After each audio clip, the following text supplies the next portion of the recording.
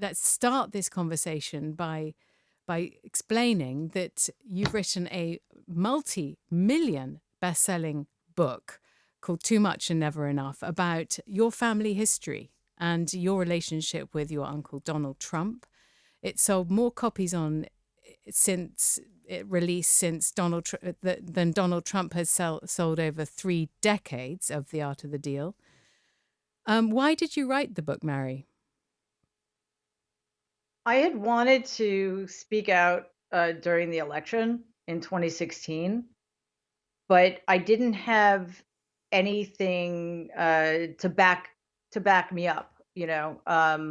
I felt that it would have been he said, she said. I would have been painted as this disinherited, embittered niece who was just seeking revenge or a payday or something like that, which I'm getting accused of now, but that's okay.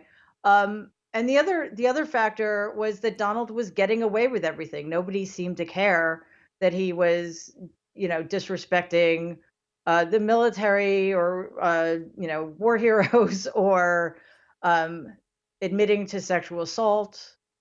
So I decided that there was nothing I could do.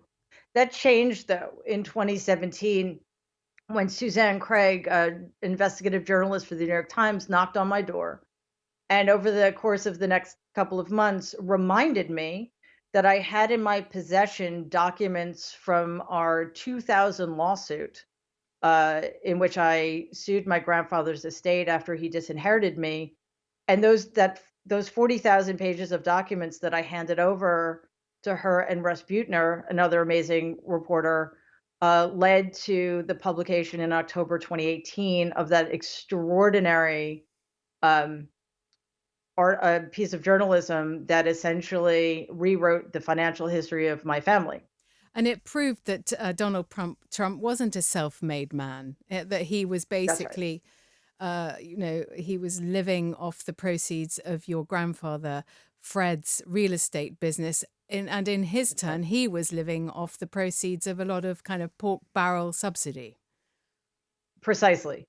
Yes, my grandfather had been the beneficiary of hundreds of $1 million in tax cuts and tax abatements, and sometimes direct payments from the government, and still hated paying taxes. And Donald had benefited from hundreds of millions of dollars in untaxed gifts and unpaid loans from my grandfather.